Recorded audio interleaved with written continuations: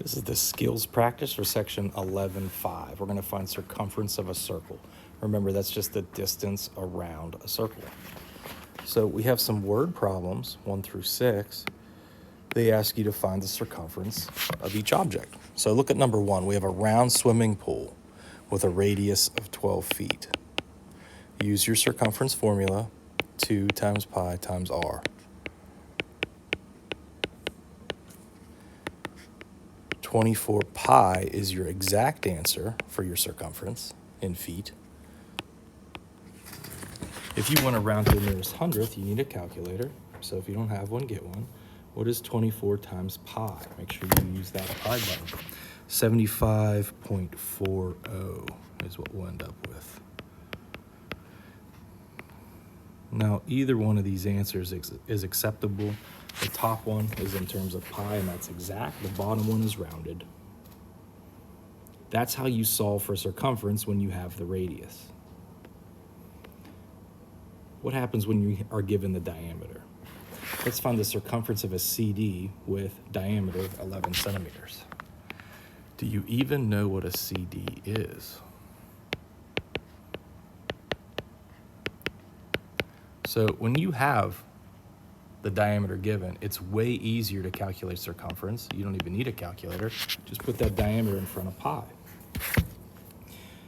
Now, if you want your rounded answer and get a better idea of the size of that number, then you need to type it into your calculator. So what is 11 times pi? Looks like 34.56. And that's in feet.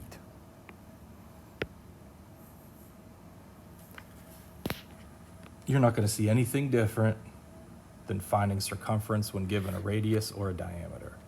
So this next section is exactly like that. They either give you a radius or diameter. Use your formula, show your work, mark your units, circle your answer. Things don't change until we come down here to this one. They ask you to find the radius of each circle to the nearest tenth for the circumference given. Typically, we do nearest hundredth. That's 2 places instead of 1. 1 place is tenth.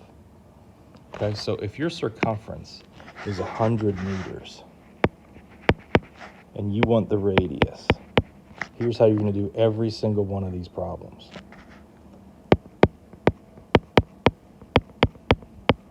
You want the radius by itself, so you need to divide by 2 pi in all of these situations.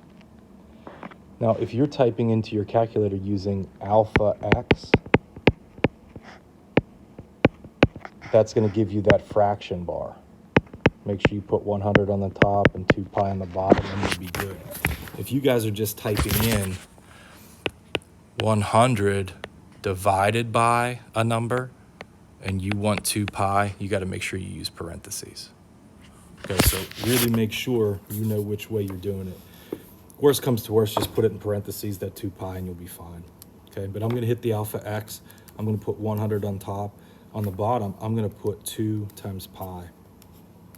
And this is going to give me my exact answer. Okay, now obviously I'm rounding this answer, but I got 15.92, and that'll be in meters. And that's for number 19. Okay, so I used a little bit of extra space just to show you what to do. If you're using alpha x, just go with this guy. If you're not using alpha x and you're just using that division button, make sure you use parentheses. Okay, let's try one more. This is how you do all of them, remember. You want the radius.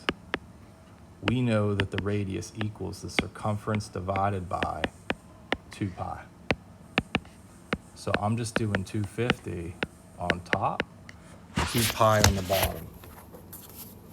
I'm going to use alpha x, so I don't need parentheses. If you're just using that division button, you better put parentheses around there, otherwise you're going to get the wrong answer. But that's how you work backwards. Instead of multiplying by 2 pi, you're going to divide by 2 pi. And we end up with 39.79.